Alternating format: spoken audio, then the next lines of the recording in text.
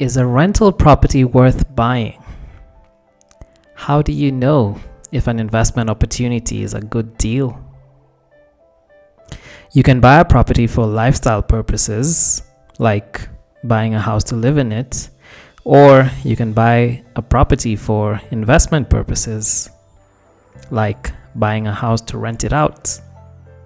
We'll focus on the latter. You can profit from investment properties through appreciation, like when you buy a house and sell it later for profits, or you can rent it out long term and get cash flow. We'll focus on the latter. The financial return is one of the key criteria when investing in property. It's not the only one, but it's a major one. In this video, we'll go over some formulas and a template that I use to help me think through financial returns. Check the description below if you want to get access to the templates, and please tap the like button if you find this video helpful. Let's begin. The first formula to look at is the rental yield. This is the annual gross rent divided by the purchase price of the property.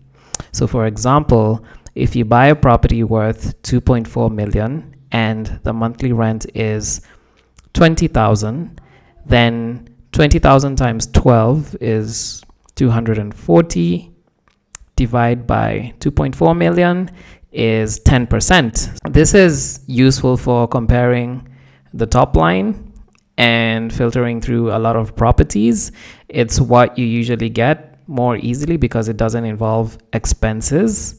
So as long as you have a purchase price that you can rely on and unexpected rent that you can rely on, then you should be good to go.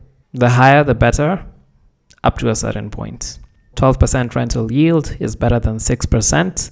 Of course, you need to understand the market to know what is reasonable and what isn't. The second formula is cash flow. This is the rent minus expenses, and you could do this monthly or annually. So for example, our property where the rent is 20,000 per month, if expenses come to 8,000 per month, then you would say cash flow is 20,000 minus 8,000, which is 12,000. And that's what you take home. That's what you put in your pocket. This can be negative, and this is usually not a good thing. Positive is good. More is better, especially when all other things are constant. If you're comparing two similar properties. The next formula is the cash return, and this is calculated by taking the annual cash flow divided by the purchase price.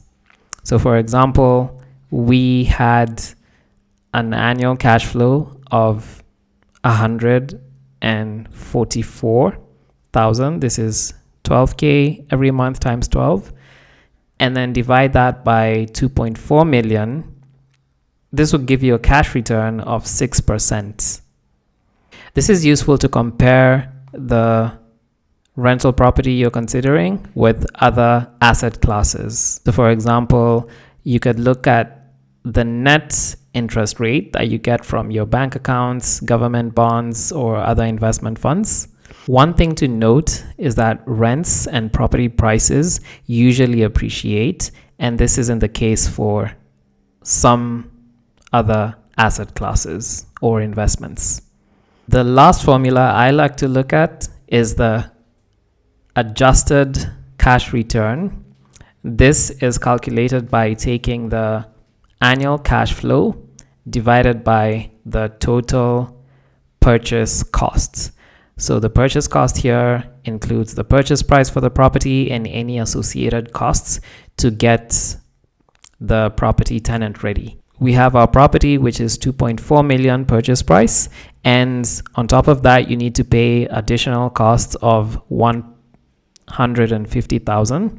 So total would be 2.55 million, and the annual cash flow is still 144,000. So 144,000 divided by 2.55 million is going to be 5.6%. And this is useful for getting an estimate of how long it will take you to recover all the money that you put into getting this investment. So for example, if you say 1 divided by 5.6%, you'll get the number of years it will take you to recover your cash is about 17.8 years. Now, if you get used to comparing different adjusted returns, you might get a feel of what is reasonable in your market and the type of properties that you want to go for and the criteria that you want to use as you invest. After buying property, you have the benefit of comparing the actual returns versus what you estimated before buying. And then you can use these insights to tweak your investment criteria going forward. Actual returns might vary with time as your rents and expenses change. Now we're going to jump into the computer and look at the templates. The first thing you see when you get into this calculator is a guide that tells you what's included. So there's a tab that can help you figure out what kind of returns you can expect from an investment property. If you hover over here, you see an example of how tooltips look like. Look out for these. They give you a bit of hints. When you see this shade of blue, this means that this is an input field and your input is needed.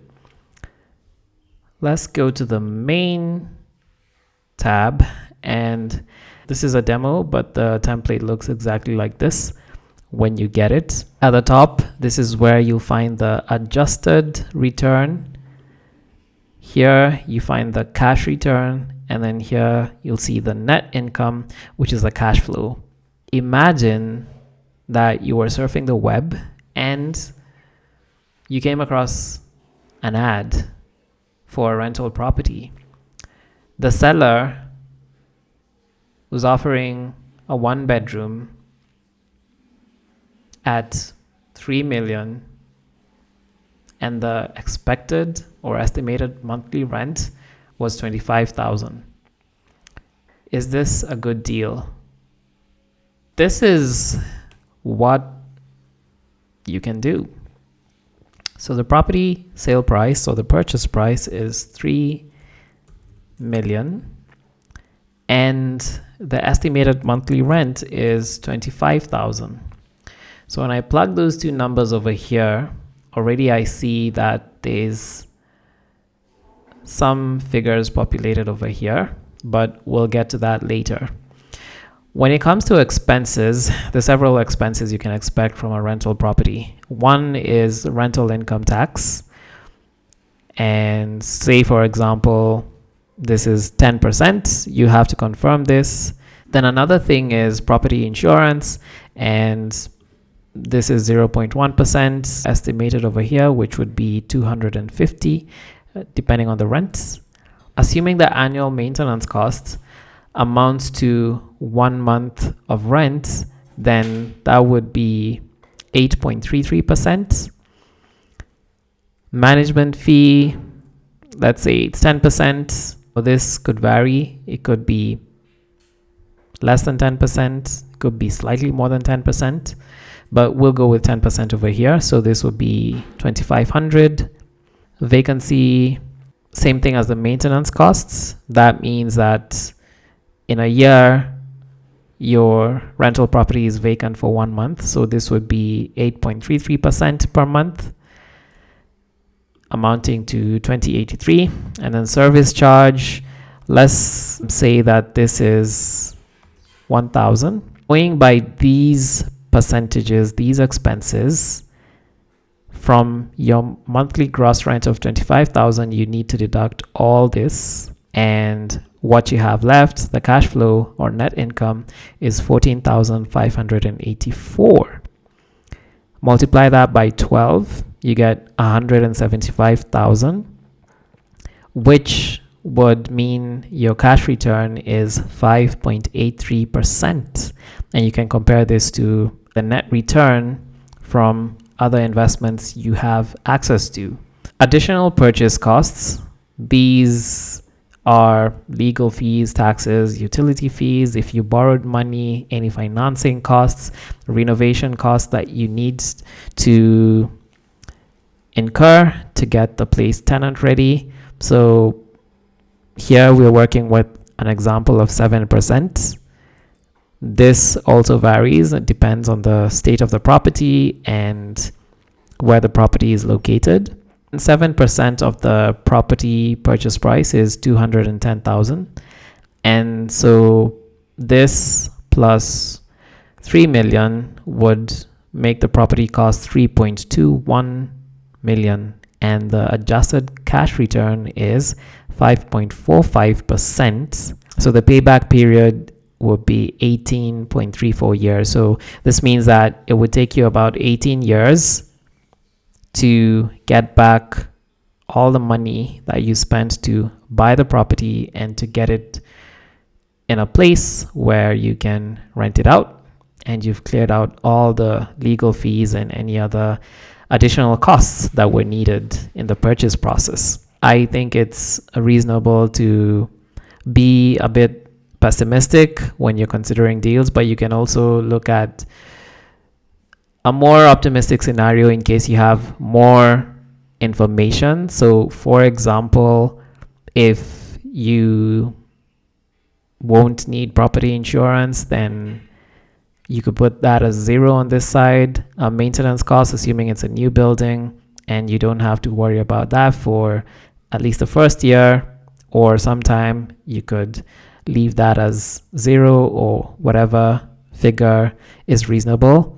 Management fee, so say for example you know that your management fee will come to less 2,000 per month, then you could do that. Oh, by the way, let's see if that will be about 8%. And then vacancy costs, let's say this is also going to be 2,000. Oops, this needs to be a negative number. And then service charge, let's say it's going to be 1,000. So what you can expect as cash flow is 17,500, and annual net income will be 210,000 for a cash return of 7%. In terms of additional purchase costs, assume that you actually know that it will take you 180,000 instead of 210,000. So your property cost will be 3.18 million. And so your adjusted cash return optimistically will be 6.6%. And this means it'll take about 15 years for you to recover the money you invested in this property. On this side, we have an optimistic margin, which says your net income divided by your gross income. So the cash flow you receive will be 70% of the monthly gross rent. On this side, we have a rental yield. So if you get 25,000 for a property worth 3 million, then you have a rental yield of 10%. That's gross. And there's a 1% rule which some people use, and this basically looks at your gross monthly rent divided by the purchase price of the property. And if it's 1%, some people say it's a good deal. If you look at the properties in your market that you're interested in, you'll get a sense of what is a reasonable. Is 1% reasonable? Is 0.8% reasonable? Is 2% reasonable? So you'll have to figure that out, see what's a good deal.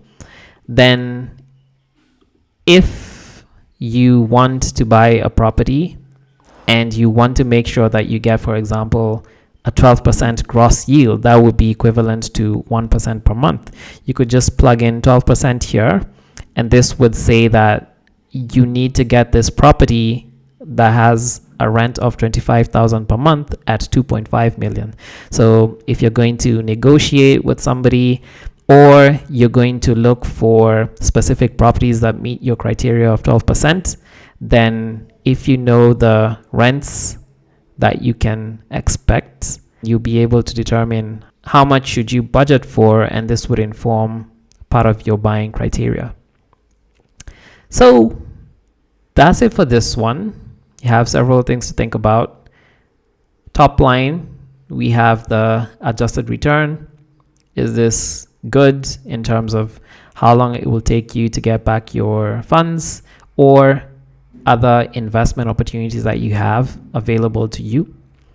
Same thing for the cash return, only that it doesn't account for additional costs. It's only specific to the purchase price. And then the net income, this is your take-home pay, money that's going directly into your pocket. Is this something that is worth it? Is this something that is good based on your investment criteria? Thanks for watching till the end. Please like and share this video if you found it helpful. Let me know what questions or thoughts you have about this topic in the comments down below. I'd appreciate that.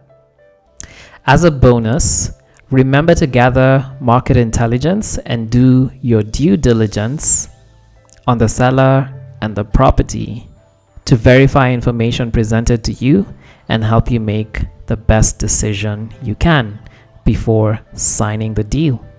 Do this enough and you'll learn what a good deal looks like and get better at spotting them when you see them.